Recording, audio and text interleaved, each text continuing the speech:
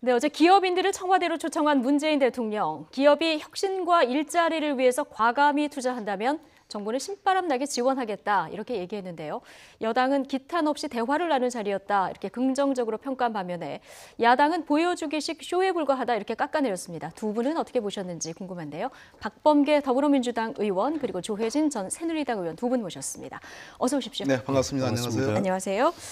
신년 기자회견 이후에 문재인 대통령 행보는 당연히 이제 경제 성과에 좀 방점이 찍혀 있는 것 같은데요. 일단 어제 사전 시나리오도 없고 자유롭게 이제 토론이 진행되는 모습 보셨는데 여당에서는 어떤 평가들이 주로 나옵니까? 일단 대통령께서 지난주부터 쭉 이어온 민생 경제 회복을 위한 일련의 프로그램 중에 하나였고요. 대기업 총수들을 비롯해서 또 중견기업 총수들 또 대한상공회의소의 관계자분들을 모셔가지고 무려 2시간이 넘는 대화를 했고요. 텀블러를 들고서 청와대 경내를 걷는 모습은 대통령과 재계의 총수들 간의 그동안의 간격을 좁히는 매우 중요한 그러한 장면이었다. 아주 긍정적으로 평가하고 싶습니다. 근데 당장 정의당 제외한 야3당에서는 보여주기 쇼다 또 이런 반응이 나오고 있는데요. 한국당 분위기는 어떻습니까? 예, 비슷한 분위기 같은데 전에부터 이제 기업인들이 그 정부에 여러 가지 애로사항을 호소를 했는데 결과가 별로 없어 놓으니까 결과가 없는 상황에서 또 저런 이벤트를 하느냐 이런 시각이 있는 것 같은데 어쨌든 작년 말부터 문재인 대통령의 경제를 보는 인식이 위기감이 좀 많이 고조된 것 같아요. 비상한 상황이라는 표현도 하셨고 그리고 연말에 이제 전국을 돌면서 이제 경제 현장도 또 체크를 하고 그리고 신년 기자회견 때 경제를 화두로 해가지고 집중적으로 또 이제 그 이슈를 제기를 하고 그리고 바로 연초에 이제 기업인들을 불러서 하고 싶은 이야기 해보라 다 듣고 이거는 전 좋은 것이라고 생각이 듭니다. 근데 이제 중요한 거는 듣고 끝나버리면은 이제 실망만 커지는 것이고 그래서 이제 쇼라는 또 이야기 나올 수 있기 때문에 결과가 있어야 되거든요. 그 기업인들이 애로사항들 그동안에 많이 그 제기를 했는데 저 박용만 회장 같은 경우에는 뭐 100몇 차례 제기를 했다는 이야기까지 했으니까 그런 부분을 잘 살펴가지고 이제 결과를 내서 기업인들에게 힘을 줄 수 있도록 그쪽에 좀 방점이 좀 찍혀졌으면 좋겠습니다. 네, 어쨌든 성과를 내야 된다. 이 점에서는 뭐 정부든 기업이든 똑같은 마음이 아닐까 싶은데 어제 간담회에서 단연 돋보였던 점, 뭐 대통령의 경제 스킨십이었는데요. 어떻습니까? 간담회가 끝나고 난 다음에 경제인들 평가는 어땠을까요? 어떻게 보십니까? 저는 일단 그 연두 기자회견에서 대통령께서 경제라는 표현을 35번, 그중에 29번을 성장, 또 29번 중에 한 22번을 혁신이라는 표현을 강조했습니다. 그럼에도 불구하고 이제 자유한국당 같은 정당에서는 기존의 소득주도 성장만 여전히 강조하고 있다 이렇게 전혀 다른 해석을 했는데 그건 오해고요. 어제 경제인들과 기업인들과의 대화의 핵심은 혁신입니다. 규제 혁신. 그래서 혁신을 해야 되고 두 번째는 정부가 또 국회를 설득해서 문재인 대통령께서 규제 혁신을 해드리겠다. 그러면 거기에 조응해가지고 우리 기업인들이 고용과 투자를 늘려달라. 그렇게 서로 손뼉도 마주쳐야 소리가 나는 거 아니겠습니까? 그래서 정부와 기업이 함께 노력하는 모습을 보여달라는 그 점이 제일 저는 중요하다고 생각을 합니다. 그러니까 지금 말씀하신 대로 120분 자유 발언이 있었는데 규제 풀어달라 이 목소리가 가장 컸어요. 예, 그게 혁신하라고 이제 대통령께서 말씀하시고 그 방향을 맞거든요. 혁신을 해야 새로운 산업을 만들 수 있고 새로운 성장 동력을 만들 수 있고 그게 또 일자리를 만들 수 있고 또 이제 소득을 올릴 수 있기 때문에 혁신해야 되는데 혁신하려면은 기업들은 혁신할 의욕과 아이디어는 이제 충만해 있는 것 같아요. 근데 그 각종 규제들이 그걸 딱 묶고 있어가지고 못한다라는 점 때문에 대통령께 그동안에 정부의 그 건의형 이제 핵심이 이제 그 규제 개혁이었는데 그 부분에 이제 성과가 좀 적고 그리고 이제 또 한 부분은 적폐청산 과정에서 기업들이 굉장히 고초를 당했습니다. 삼성 같은 경우만 하더라도 작년 한 해 동안에 이례적으로 그 계열사 포함해가지고 11번이나 압수수색을 당한 이렇게 되면은 정신을 차릴 수가 없거든요. 그거 방어하느라고 본인도 이제 그 오나도 지금 이제 재판 받고 있고 이런 상황을 좀 해소해 줬으면 하는 그런 바람들 많이 이제 제기를 했고 또 정부가 이래저래 이제 스튜어드십 코드라든가 이런 걸 통해서 이제 경영에 자꾸 개입하려고 한다. 그러니까 경영권 방어하는데 그동안에 외국의 외국을 상대로 해서 경영권 방어에 급급했는데 지금 국내에 이런 공공기관들 지분을 통해서 이제 들어오는 걸 또 방어해야 되고 이런 것들에 대해서는 이제 걱정이 많은 것 같습니다. 그래서 그런 걸 좀 풀어서 자유롭게 일할 수 있는, 혁신할 수 있는 분위기를 대통령께서 좀 만들어 주시는 게 좋을 것 같습니다. 예. 다만 한 가지만 더 예. 첨언을 드리면 이 표현이 적절한지는 모르겠습니다. 그러나 저식으로 표현을 한다면 대통령께서 적어도 규제 혁신에 대한 강한 의지를 밝혔고 기업이 정말로 기업을 제대로 운영할 수 있는 그런 환경을 조성해 드리겠다라는 말씀을 했지만 그렇다고 해서 공짜는 없다. 저는 이렇게 해석을 하고 싶어요. 예. 무슨 말씀이냐면 이재용 삼성전자 부회장이 삼성의 공장과 연구소에 방문을 해달라 말씀을 했고 거기에 대해서 대통령께서 분명하게 고용을 창출하고 그런 그 투자를 하는 그런 공장과 연구소라면 언제든지 방문하겠다는 취지로 늘려주는, 예, 얘기를 했습니다. 말씀을 하셨습니다. 그 점은 지금 국민들이 가장 절실한 부분, 기업의 사내유보금이 30대 그룹을 놓고 볼 때 무려 883조에 이르거든요. 네. 그래서 고용 투자를 좀 해달라는 예. 그러한 강력한 메시지도 전달했다 이 말씀 드리겠습니다. 예. 일자리를 좀 만들어달라 이게 정부의 바람일 테고 그렇습니다. 또 규제를 풀어달라는 게 이제 기업의 바람일 텐데 어제 최태원 SK 회장 같은 경우는 재작년에 우리가 이 얘기를 했는데 이 반영이 안 됐다 이런 뭐 쓴소리도 자유롭게 얘기하는 장면을 보셨는데 앞서 이제 커피가 담긴 텀블러 들고 다니는 자유로운 형식 얘기를 해주셨는데요. 어제 이렇게 친밀감을 높이는 여러 가지 행보들이 눈에 띄었습니다. 차현주 앵커의 앵커 리포트 보고 오겠습니다. 재계 별들이 청와대에 총집결했습니다. 한자리에 둘러앉아 계급장 떼고 허심탄회하게 이야기 나눠보자 하는 자리였는데요. 실제 분위기는 어땠을까요? 그러면 상의 탈의하고 진행하도록 하겠습니다. 검은 상의를 벗어던지니까 한결 분위기가 편안해졌습니다. 문 대통령과 기업이 모두 아주 솔직했다는데요. 특히 최태원 SK그룹 회장이 거침없었습니다. 솔직히 이 말씀을 지난번 이제 횟수는 거의 2년 됩니다. 2년 전에 와서도 한번 말씀을 드린 적이 있습니다. 근데 그동안까지 진행이 좀 잘 안 되고 문 대통령도 질문 중간중간 바로 답변하는 등 분위기가 뜨거웠다고 합니다. 공식 행사가 끝난 뒤에는 미세먼지가 조금 약해진 덕분에 약 30분간 경내를 산책했습니다. 한 손에 이렇게 텀블러를 하나씩 들고 화기애애한 분위기로 대화를 이어갔습니다. 산책 중에 대통령이 반도체 경기를 걱정하자 이재용 부회장이 이제 진짜 실력을 보여주겠다라고 했는데요. 이에 최태원 회장이 삼성이 이런 소리 하는 게 제일 무섭다라고 하니까 이 부회장이 최 회장의 어깨를 툭 치면서 영업 비밀을 말해버렸네 라면서 농담을 주고받기도 했습니다. 서정진 셀트리온 회장도 문 대통령에게 건강관리 어떻게 하시냐라고 물었는데요. 대통령이 그냥 포기했다라고 하니까 대통령 건강을 위해서라면 저희가 계속 약 대드릴 수 있다. 그런데 전문가들은 부작용 때문에 약을 잘 안 먹는다라고 말해서 웃음이 터졌습니다. 네, 어제 저 커피 산책은 미세먼지가 관건했는데 오늘 잠깐 나아져서 이 미세먼지 뚫고 커피 산책도 이루어졌습니다. 어떻습니까? 이런 간담회 많이 참석을 하실 텐데 형식이 자유로워지면 발언도 좀 자유로워집니까? 재계 총수들은 다른 분들입니다. 일반 그 인들하고 좀 다른 분들이고요. 저분들 센 분들입니다. 아시잖아요. 그렇겠죠. 그래서 예. 저분들이 뭐 말씀을 못 하시는 분들도 아니고 그런데다가 대통령께서 일종의 프렌들리한 그러한 모습을 지금 보이시는 거거든요. 그래서 뭐 이렇게 좀 형편이 뭐 좀 그렇게 썩 좋지 않은 그런 버스를 타고 뭐 재벌 총수들이 아주 굉장히 좋은 차를 타고 다니지 않겠습니까? 네. 그럼에도 하나도 불편하지 않고 저는 예. 대통령께 하시고 싶은 말씀들은 다 한 것으로 그런 분위기를 느꼈습니다. 네.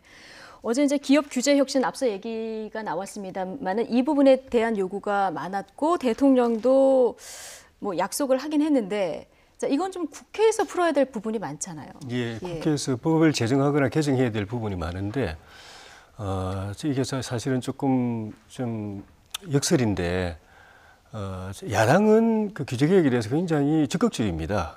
자유시장 경제, 기업 네. 활동의 자유 이런 부분에 대해서 굉장히 적극적인 입장이기 때문에 규제를 풀지 않은 주장을 뭐 지금 20대뿐만 아니라 19대, 18대 국회 때부터 계속 해왔고 저도 그 국회 지금 맡고 있을 때 그렇게 많이 해봤는데 민주당에서 그 부분에 대해서는 어떤 그 경제의 이념이라든가 또 노선 이런 게 있어가지고 꽉 이렇게 맡고 있는 부분이 많아요. 그 중에서도 또 특별히 몇 분 강경 의원들이 계신데 네. 그분들은 철통 같습니다. 근데 그분들이 주도하면은 당 전체가 분위기가 그쪽으로 끌려가가지고 안 돼요. 그래서 그 부분을 대통령께서 좀 설득을 해주셨으면 좋겠고 네. 지금도 그때 그 간담회장에서도 이야기 나왔지만은 국회 정부 여당이 제출해놓은 법안 중에서 상법 개정안이라든가 공정거래법 개정안 이런 거는 기업들이 굉장히 지금 위기감을 느끼고 그 통과되면은 굉장히 힘들어진다라고 이야기해서 그 대통령께도 면전에서 그대로 이야기를 했습니다. 그러니까 정부 여당이 규제 개혁을 하기보다도 기업 이 활동이 더 위축되게 만드는 법안을 제출해놓고 통과시키려고 하니까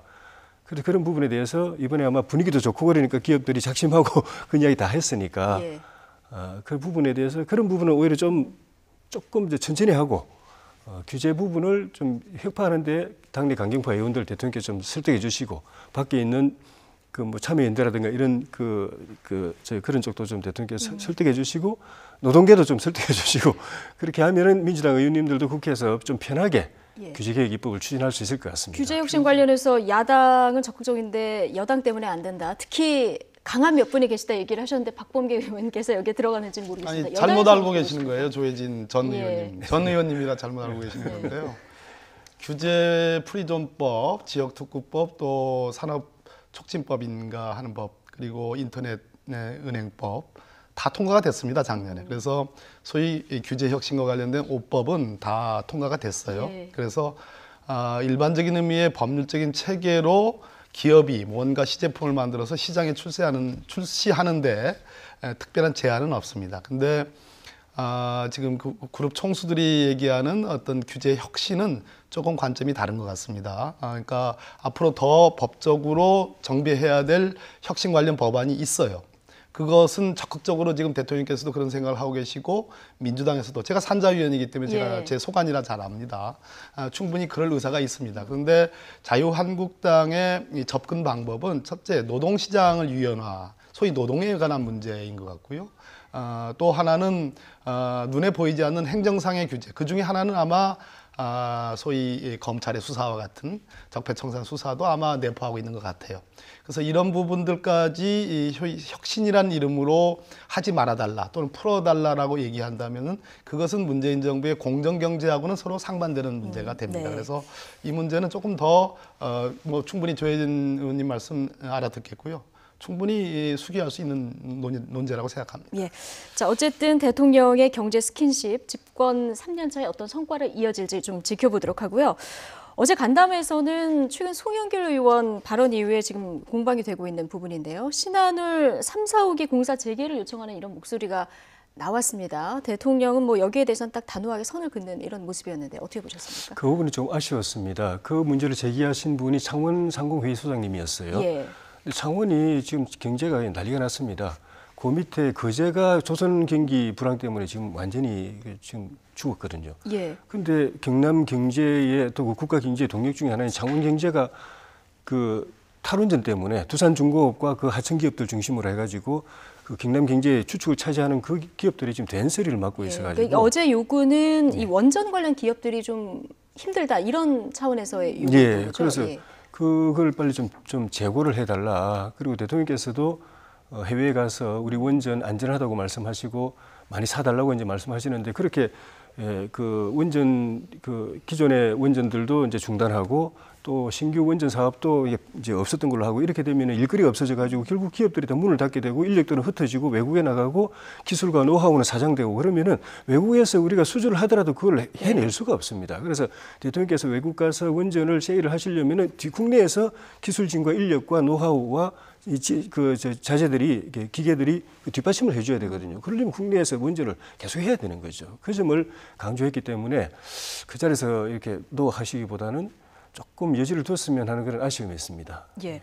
근데 지금 뭐 미세먼지가 거의 재난 수준이라서 이제 원전 공방이 지금 더 뜨겁게 가열되는 게 아닌가 싶긴 한데 미세먼지를 줄이는 방법론에 있어서는 여당하고 야당의 시각차가 굉장히 큰 상황입니다. 특히 야당에서는 탈원전 정책이 초미세먼지의 주 원인이다 이렇게 목소리를 높이고 있는데 여야 입장 듣고 돌아오시죠. 탈원전 정책이 결국은 미세먼지를 더욱 악화시킨다라는 점을 지적할 수밖에 없습니다. 노후화된 화력발전소는 미세먼지의 주범이라고 하는데 지금 화력발전소를 7기나 새로 짓고 있습니다. 박근혜 정부 때 발전소가 허가되거나 착공이 시작된 석탄화력발전소 건설 사업인 거지. 새 정부 들어서 이 인허가 절차가 진행되거나 건설 중인 발전소 9기에 대해서는 전혀 그런 부분들이 없고요. 또 공약대로 이 유엔산하 기후변화협의체의 특별 보고서에 보면 원전을 더 늘려야 된다 이렇게 권고하고 있는데 신한울 3, 4호기 재개부터 공론화를 다시 해야 된다는 말씀을 드립니다. 그리고 원전 감축은 세계적인 추세입니다. 일본 히다치가 3조 원을 손해보면서 영국 원전 발전 계획에서 손떼기로 한 것도 안전 및 사후 관리 등 건설 관련 비용이 급증했기 때문입니다. 네, 박범계 의원님. 일단 탈원전 정책이 초미세먼지의 주범이다. 이 원인 분석에 대해서는 어떻게 보십니까? 잘못된 분석이죠. 미세먼지의 원인 중에는 여러 가지가 있습니다. 화력발전, 노후화된 화력발전이 한 30% 정도 영향을 미치는 것도 사실이에요. 자유한국당의 주장은 그 화력발전을 원자력발전으로 대체하자는 얘기입니다. 문재인 대통령의 확고한 국정 철학은 신재생 에너지로 에너지 정책을 전환하겠다는 겁니다. 지금 아까 창원 말씀도 하시고 뭐 부산 경남의 그런 말씀도 우리 조혜진 의원님이 말씀하셨지만 실제로 어떤 위험이 발생해서 즉 화력발전이라는 미세먼지에 영향을 주는 것을 하나의 위험으로 놓고 본다면 그것을 새로운 위험, 더 큰 위험으로 대체하자는 얘기예요. 그것은 맞으면 안 됩니다. 왜냐하면 체르노빌을 잊었습니까? 후쿠시마를 잊었습니까? 부산 경남의 주민들께 원전의 안전성에 대해서 물으면 다 부정적으로 얘기를 합니다. 그렇기 때문에 풍력이라든지 또는 또 뭐 태양광이라든지 얼마든지 신재생 에너지가 가능하고 독일이 그 대표적인 나라입니다. 그런 측면에서 지금 뭐 신한울 원전 3, 4호기도 얘기를 하는데요. 그것은 이미 몇 개월에 걸쳐서 공론화위원회가 국가적인 위원회로 만들어졌고 거기서 신고리 5, 6호기에 계속적인 건설을 할 것인지 나머지 6개 기의 원자력 발전을 어떻게 할 건지에 대해서 물었습니다. 그 결론으로 6개 기는 취소가 됐고 신고리 5, 6호기는 계속하는 걸로 결론이 났습니다. 그 안에 신한울 3, 4호기가 들어가 있는 겁니다. 대통령께서 하신 말씀은 바로 그 점을 지적을 한 거라고 저는 생각합니다. 근데 신재생 에너지까지는 좀 시간이 걸리고 그리고 원전 비중을 줄이면 이제 화력발전소 비중을 뭐 늘린다기보다는 현상 유지는 해야 되는 이런 상황 당장 아니겠습니까? 그러다 보니까 이제 송영길 의원이 이런 주장을 한 것 같은데 속도 조절 면에서 뭐 탈원전을 하자는 게 아니라 신한울 3, 4호기만 다시 좀 검토해보자 이런 의견을 내놨잖아요. 민주당 내에서 여기에 동조하는 분들은 동조하기가 어렵습니다. 왜 그런 거 아니? 제가 아까도 말씀드렸듯이 프랑스가 지금 그 마크롱 대통령이 노란 조끼하고 지금 일대 이제 격전이 벌어졌잖아요. 프랑스에는 제가 이번에 보니까 국가 일종의 그 어떤 토론위원회라는 그런 국가기구가 있습니다. 정부하고는 완전히 중립적인 그런 기구예요. 이번에 원전과 관련해서 제가 아까도 말씀드렸듯이 공론화위원회를 만들었어요. 작년의 얘기입니다. 이미 결론이 난 문제다. 그렇습니다. 대법관, 전직 대법관을 위원장으로 해가지고 오랜 동안 공론조사와 여러 토론을 거쳐서 난 결론을 그렇게 또 느닷없이 어떤 다른 이유를 들어가지고 그것을 제기한다면 그것은 나라의 영속성에 저는 반한다고 생각해요. 근데 이제 원전 문제를 이 공론화위원회를 통해서 결정할 수 있는 문제냐 이런 뭐 지적들이 그 당시에도 있긴 했었는데 어쨌든 한국당에서는 지금 뭐 송영길 의원을 응원하는 목소리도 내고 있는 이런 상황인데요. 이 문제는 어떻게 보십니까? 지난번에 공론화 때 논의 대상은 신고리 5, 6호기였습니다. 이제 그 문제에 대해서는 결론이 났는데 그 공론화 결론 따라서 이제 계속 재개하기로 그렇게 됐는데 문제는 그거보다도 더 중요하고 더 많은 원전 신한울 그 두 기하고 대진하고 천지하고 또 2기 합해서 6기를 공론화 과정 없이 정부가 일방적으로 그거는 취소해 버렸습니다. 안 하는 걸로. 그러니까 지금 공론화 과정에 포함됐느냐 안 됐느냐에 들어가 있습니다. 그 6개 안에 다른 그러니까 힘도 그러니까 이런 주장인 것 같아요. 그 당시 공론화위원회의 핵심적인 집중 주제는 신고리 5, 6호기지 신한울 3, 4호기는 아니지 않느냐라는 게 일각의 주장인데 그럼에도 불구하고 공론화위원회의 6개 기의 취소에는 분명히 신한울 3, 4호기가 들어가 있습니다. 그 부분에 대한 이제 입장이 틀린데 이제 자유한국당이 그 당시부터 그 공론화위원회의 그 결론, 그러니까 오리코기 신고기 오리코기 재개해야 된다는 그 결론을 따르자면은 신한울 3, 4호기하고 대진 1, 2, 그 천지 1, 2, 이 6기기는 긍정적으로 전향적으로 추진해야 되는데 그 공론화 과정도 안 거치고 그걸 일방적으로 취소해 버렸다. 그게 더 큰 문제라고 이제 그렇게 이야기를 했는데 그걸 이제 지금 당에서 공식적으로 제기하면서 또 이제 송영길 의원도 그 신한울 그 다시 재개해야 된다고 하니까 그뿐만 아니라 대진이라든가 천지라든가 그 지난 정부에서 계획 잡아놨던 거 그것도 다시 논의하자. 공론화를 통해서 결론 내자 하는 이제 주장을 하고 있는 것입니다. 또 하나 분명한 것은 문재인 대통령의 소위 탈원전 정책, 신재생 대체에너지 정책, 에너지 전환 정책이 급격하고도 일시에 일거에 하겠다는 말씀이 아니고 장기간에 걸쳐 있습니다. 실제로 2022년, 그 이후까지 최근에 한 5, 6년 뒤까지를 놓고 보면 원전이 신규가 5개기가 더 지금 만들어지고 있습니다. 그런 측면에서 일각에서 걱정하시는 그렇게 급작스럽고 급격하고 일거에 그러한 탈원전 정책이 아니라는 말씀을 좀 드립니다. 지금 야당에서 이제 고민되는 거는 그 신재생 에너지 개발은 문재인 정부 때 처음 하는 게 아니라 이명박 정부 때도 역점 사업으로 추진을 했던 것입니다. 이명박 정부의 국정 기조가 녹색 성장이었고 그 녹색 성장의 중요한 부분이 신재생 에너지 개발이었고 그래서 정부가 최선을 다해서 지원을 했는데 가장 결정적인 그 문제가 경제성이 안 따라주는 거예요. 신재생으로 해가지고 전기 발생시킨 것을 한전이 비싼 값으로 사줄 수가 없습니다. 그건 한전의 적자로 이어지고 그건 또 국민 세금으로 또 메꿔야 되는 것이기 때문에 결국 성공하지 못했었어요. 그런데 문재인 정부 때 이게 갑자기 이렇게 그 호황을 보이는 거는 정부가 박근혜 이명박 정부 때보다도 압도적인 재정 지원을 해서 이제 그 어느 정도 이제 경제성을 맞추는 거죠. 그리고 한전도 정부 정책이 워낙 강력하기 때문에 이제 적자가 쌓여가지만 할 수 없이 가는데 이게 언제까지 갈 수 있겠느냐, 지속 가능하냐. 좀 전에 그 의원님 말씀하신 것처럼 굉장히 장기간 동안 진행되는 건데 이게 몇 년을 버티겠느냐 이렇게 식으로 세금을 쏟아부어 가지고 경제성을 맞추는 것이. 그래서 그 지속 가능하지 않기 때문에 결국은 나중에는 그 부족한 전력을 화력으로 의존할 수밖에 없고. 그리고 이제 그렇게 되면은 모든 게 이제 지금 에너지 문제가 되고 정책을 전반적으로 되돌아봐야 되느냐 이 문제까지 지금 정치권 공방이 번지고 있는 상황인데 두 분 말씀 들어보니까 이 문제는 뭐 쉽게 이렇게 결론이 내려질 것 같지는 않고요. 오늘 이분 의원 이름이 이제 계속 실검에 있어서요. 손혜원 의원 그리고 지인들이 전남 목포에 건물을 이제 매입을 했는데 의혹을 보면 이렇습니다. 지난해 8월에 이제 등록문화재로 지정이 됐고. 건물값이 뛰었고 공교롭게도 그런데 손혜원 의원의 문체위 여당 간사, 당시에 여당 간사를 맡고 있었기 때문에 이제 뭔가 영향을 행사한 거 아니냐 이런 의혹이 제기됐고요. 지금 뭐 손혜원 같은 경우는 굉장히 강하게 반발하고 있는 이런 상황입니다. 당내에서는 지금 어떻게 받아들이고 계십니까? 제가 민주당의 당무감사원장입니다. 제가 아침부터 손혜원 의원님하고 통화도 하고 했는데 몇 가지 이런 문제가 제기된 거에 대해서는 저는 송구스럽게 생각합니다. 철저한 조사가 필요하다고 보여지고요. 다만 이 손혜원 의원님에 가까운 사람들이 구입했다는 그 9채가 있는 그 지대는 무려 34,000평 전부가 다 전통문화공간으로 지정이 됐습니다. 1개면 정도가 다 지정이 된 거고요. 그다음에 그 9채 어느 것도 리모델링비가 지원이 되는 문화재로 지정된 것은 하나도 없습니다. 그러니까 직접적인 혜택은 하나도 없다는 거고요. 또 이 전통문화공간으로 지정된 것은 목포만 있는 것이 아니고 군산도 있고 또 다른 곳도 있다고 제가 들었습니다. 그것은 아직 확인되지 않았고요.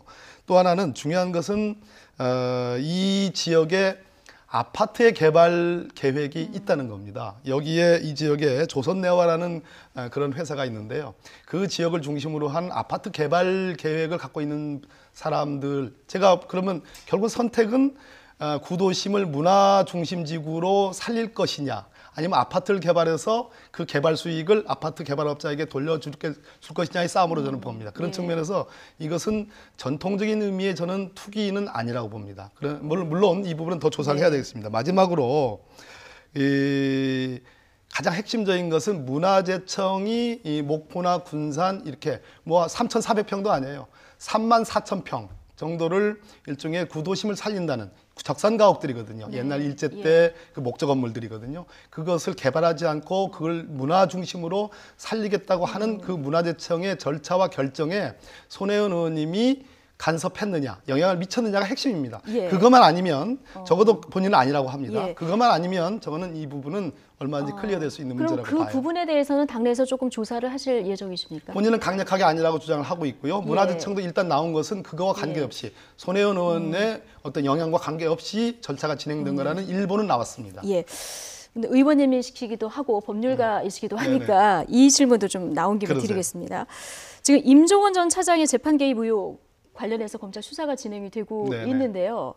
검찰이 이제 추가 기소한 부분이 있는데 여기에 보면은 여야 의원들이 대거 이제 재판 청탁에 개입했다 이런 지금 정황이 드러났다 이런 보도가 나오고 있거든. 이거는 뭐 공이 뭐 여야를 걸쳐서 다 걸려 있는 문제인데 법률가로서 보실 때 이 문제 어떻게 보십니까? 일단 첫째는 사법농단과 관련된 기사들 아니겠습니까? 이런 기사들이 적어도 실정법 위반은 지금 임종원 전 차장이 한 거죠. 이런 기사들이 마구 쏟아져 나오는 것에 대해서 저는 유감을 표합니다. 두 번째는 이 서영교 의원에게 좀 얘기를 들어봐야 되겠습니다. 이 부분은. 본인은 죄명을 바꿔달라거나 또는 벌금형을 낮춰달라거나 하는 이런 구체적이고 직접적인 청탁을 한 바 없다라고 변명을 하고 있습니다. 그러나 뭐 옳지 않은 태도인 것은 분명합니다. 그런 측면에서 조금 더 사실관계를 더 규명해야 되는 거 아닌가 하는 생각이 듭니다. 이 부분은 제가 다 충분히 알지 못하기 때문에 이 정도로 얘기 드리겠습니다. 알겠습니다. 지금 한국당에서도 이군현 의원이라든가 뭐 몇몇 의원들이 걸려 있는데요. 어떻게 보고 계세요?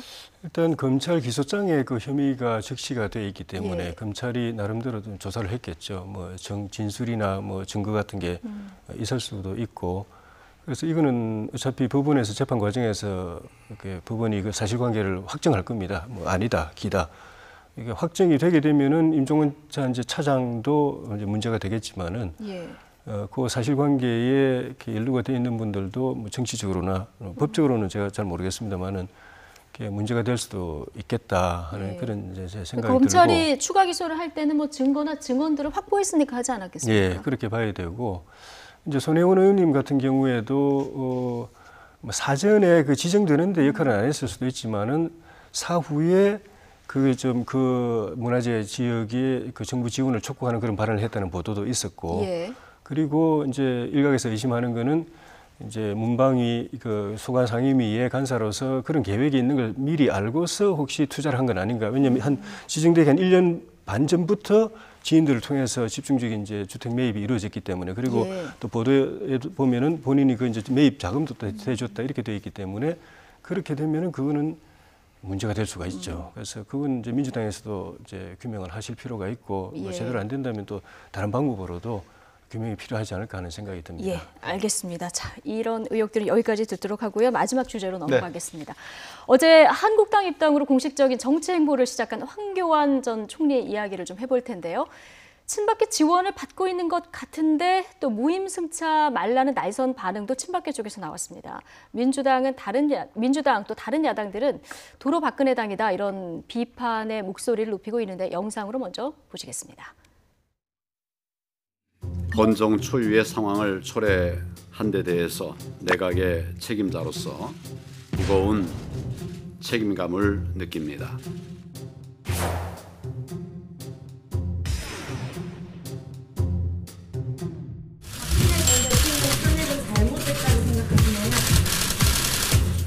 우리들에게 지금 꼭 필요한 것은 국민 통합이라고 생각합니다.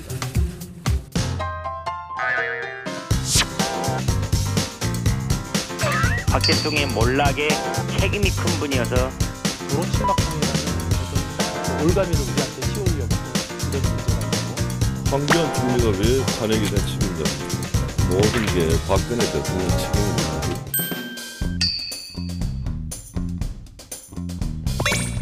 이승만 대통령이 실각을 했는데 이기붕이 예를 들어 정치를 하겠다, 다음부터 나오겠다 이러면 이거 누가 그걸 받겠습니까? 대한민국 최초 비선 실세 정부의 총리였습니다. 진정한 반성과 사과 없이는 그저 친박 아이돌로 만족해야 할 것입니다. 자유당에 쓸만한 재원이 없어 정치인 아나바다 운동을 하는 것은 이해는 가지만 재활용도 한계가 있는 것입니다. 한국당 제외 다른 당에서는 다 지금 시선이 곱지 않은 것 같은데 그런데 지금 한국당에서도 지금 목소리가 갈리는 것 같아요. 황교안 전 총리가 입당하면 친박계 쪽에서 환영하지 않을까 이런 뭐 생각들이 분석들이 있었는데 오히려 지금 친박계 쪽에서 좀 껄끄럽게 보는 그런 목소리들이 나오고 있거든요. 이건 왜 그런 겁니까? 친박 비박할 것 없이 당대표 선거에 나오시려는 분들은 견제구를 이제 보내고 계신 것 같고. 예, 계파와 상관없이 이제 당대표 출마하느냐 마느냐. 예, 그쪽 그런 이제 왜냐하면 이제 정우택 의원님 또 심재철 의원님 당대표 출마 예정되신 분들이기 때문에 그런 것 같고 또 그런 것들은 또 당의 입장에서 우려해야 될 부분도 있을 수가 있기 때문에 뭐 황 총리로서는 또 뭐 저기 귀담아 듣고 또 고민하셔야 되죠. 또 답도 내놔야 되고. 근데 그 본인도 통합 이야기를 했지만은 정치권 또 당 안팎에서 볼 때는 친박 쪽의 지지를 받고 있는 건 맞은 것 같은데 본인은 친박의 지지에 의존하거나 또 친박의 대리인처럼 하는 정치는 안 하려고 지금부터 굉장히 예민하게 이렇게 입장, 이 행보를 이렇게 조정을 하시는 것 같아요. 그래서 그리고 실제로도 당 내에서 분위기는 뭐 친박뿐만 아니라 비박에서도 기대를 하는 분들도 계신 거고 하는 그런 분위기이기 때문에 아마 그렇게 해서 어제 기자회견 때도 개파 정치 절대 안 된다고 이야기했지만은 그런 방향으로 행보를 좀 잡아가지 않을까 하는 그런 전망이 보입니다. 예. 네, 황교안 전 총리, 이 질문 기자들이 계속 앞으로도 할 텐데 좀 뭔가 명확한 답변을 내놓으셔야 될 것 같긴 한데 박근혜 전 대통령 탄핵이 잘못됐다고 보느냐 이 질문이 나왔습니다. 그러니까 예스 아니면 노 이렇게 대답을 하면 되는데 국민 통합 얘기를 했거든요. 어떻게 보셨습니까? 네, 저분이 머리를 잘 쓰죠. 머리를 잘 써요. 제가 가장 많이 상대를 했던 국회 대정부 질문에서 상대를 했던 법무부 장관 그리고 총리하셨죠. 예, 머리를 잘 쓴다는 것은 답변을 잘 피해간다. 국민 통합을 왜 얘기를 했을까요? 자, 박근혜 대통령 시절에 국정농단이 임기 내년 이루어졌습니다. 법무부 장관이에요. 책임 없어요? 두 번째, 국무총리예요. 책임 없습니까? 세 번째, 지금부터는 이율 배반의 모순입니다. 대통령 권한대행을 했습니다. 박근혜 대통령 자리를 직무가 정지가 되니까 권한대행을 했습니다. 그 권한대행 기간 동안에 서울중앙지검의 수사와 특검 수사와 탄핵 결정이 있었습니다. 그리고 구속 기소가 있었습니다. 대통령 권한대행의 행정행 책임 이름으로 하는 겁니다. 본인이 탄핵한 거랑 마찬가지예요. 본인이 수사한 거랑 마찬가지입니다. 그러니까 이 부분에 대해서는 좀 명확하게 입장을 이율 배반이다 보니까 그렇다고 내가 박근혜 대통령을 옹호할 수도 없고 권한대행으로서 한 일이 있기 때문에 그렇지 않습니까? 말릴 수는 없는 국민적인 여론 비난이 있었죠. 그건 이해합니다만 논리적 법리적으로는 그래요. 그렇기 때문에 통합을 얘기하는 거예요. 통합을 얘기하는 것은 박근혜 전 대통령의 사면복권을 얘기하려고 하는 겁니다. 예, 저는 그렇기 때문에 이분이 박근혜의 통치와 황교안 국무총리의 행정을 구분합디다. 엊그제 보니까 그러면 국무총리에서 머무르는 게 국민에 대한 도리라고 저는 생각합니다. 예. 어쨌든 통합을 어제 14번 강조를 했는데 이것이 이제 사면에 대한 메시지를 던진 것이다. 당신이 권한대행 때 탄핵되신 분을 당신 이름으로, 당신이 권한대행 때 구속 기소된 분을 당신의 이름으로 사면복권을 얘기하는 논리가 뭐냐 할 때 통합이라고 얘기하려고 그러는 겁니다. 지금 박범계 의원님이 얘기해 주신 이런 뭐 질문들이 계속 나올 테고요. 여기에 대해서 명확히 이제 선을 긋지 않으면 앞으로 계속 질문이 나올 텐데 어떻게 보십니까? 황교안 전 총리가 보는 통합이 어디까지라고 보십니까? 이거 태극기 부대까지 같이 가겠다 이런 통합이라고 보십니까?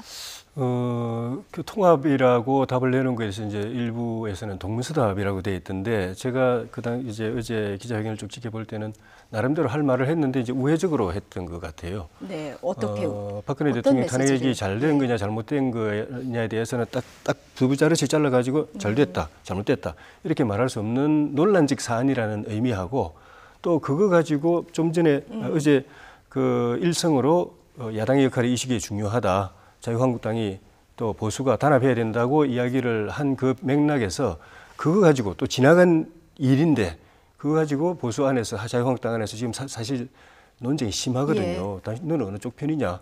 그 탄핵 찬성하느냐 반대하느냐 그거 가지고 논쟁이 심한데 그러고 있을 때가 아니다. 그렇게 해가지고는 화합이 안 되고 야당 힘이 하나로 뭉쳐질 수가 없고 정부 여당 견제할 수가 없다. 이 논의 가지고 당이 계속 분열해서는 안 된다는 메시지를 이제 그런 식으로 이제 표현을 한 것 같고요.